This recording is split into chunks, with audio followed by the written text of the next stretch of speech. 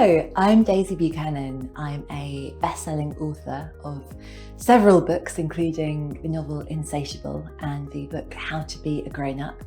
I host the Your Book podcast, where I interview literary icons about all the books that have made them readers and writers.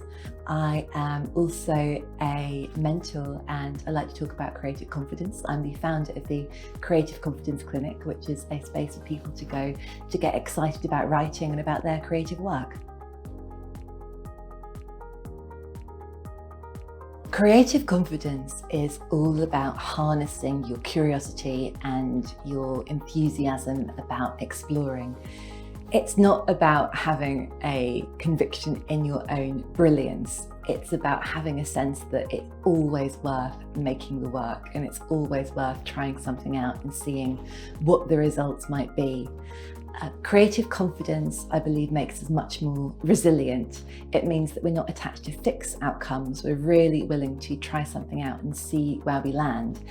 And I think it's important as well because it means that we'll find the right answer in our own time.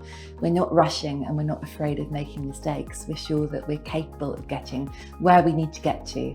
And what we find along the way isn't necessarily a mistake. It's just more useful information for us.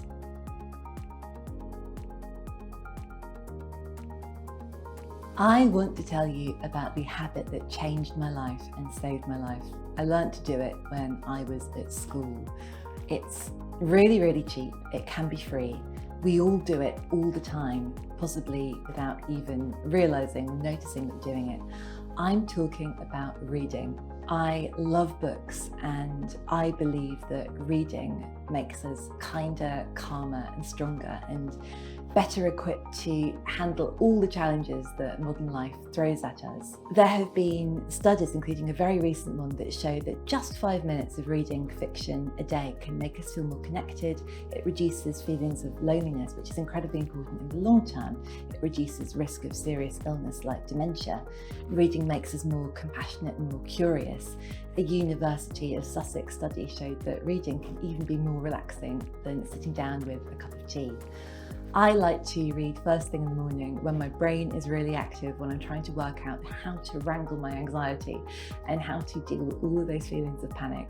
Reading a book helps me to sustain and focus my attention, and it makes me much more able to plan the day ahead. I think reading for pleasure is vital. I think we all know reading is good for us and we all tend to reach for the books that we know are going to be good for us. And sometimes they're quite complex, sometimes they're very ambitious. If we've not got a reading habit, we might not connect with them immediately. I think we must prioritise pleasure when we read. Start by reading the books that excite you, the books you wanted to read, the books that make you feel giddy. I always go back to Jilly Cooper or Jackie Collins or Noel Strackfield when I need reading to really boost me and lift me. And for you, that might be Harry Potter or Jack Reacher. Anything that makes you feel that connection and that excitement, any time where you feel like you're getting lost in the story, a good book is the book you want to read.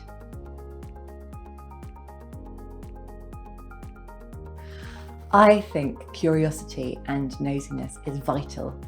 I want you to think about the last time someone asked you a really great question. So often we ask the best questions of strangers and they ask the most interesting questions of us.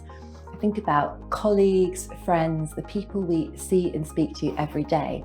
And often the questions are, what did you do at the weekend? Would you like a coffee? What time is that meeting? We don't ask each other the big questions, and I think we should start.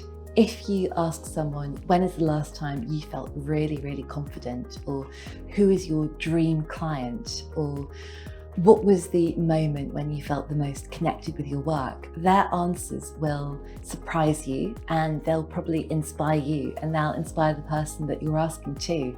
I think curiosity can make us much, much closer. It can also make us much stronger. And when we start asking each other great questions, we can ask ourselves great questions. Sometimes I notice if I'm struggling with anxiety or feeling low, it's because I'm asking myself terrible questions like, why are you so bad at this? Or why can't you do this? If I flip it very subtly, and say, why are you good at this? My brain automatically starts coming up with reasons for me to be confident. I find this genuine earned confidence when I start getting nosy with myself. But the best thing about learning to ask a really great question is there is no room you need to be afraid of walking into. When I entered the workforce in my 20s, there was so much I was anxious about and nervous about. I wish I'd known that asking great questions is a superpower. And that, I think, has an impact all the way through any organisation. If you can ask anyone a great question, you need never be afraid of walking into any room.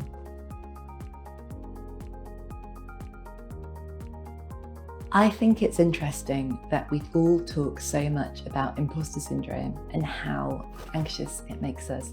If any group of people are gathered together, especially in my experience when I'm with my girlfriends, we all talk about imposter syndrome and how we're terrified that someone is going to find out that we're not good enough to do what we're trying to do.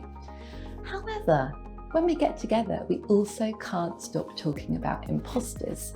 Me and my friends were all completely fascinated by the story of Anna Delvey, the woman who captured our attention. She was in all the headlines. She briefly took New York by storm by lying. I'm not saying for a second that any of us should try to commit fraud in order to try to get a foothold in the art world.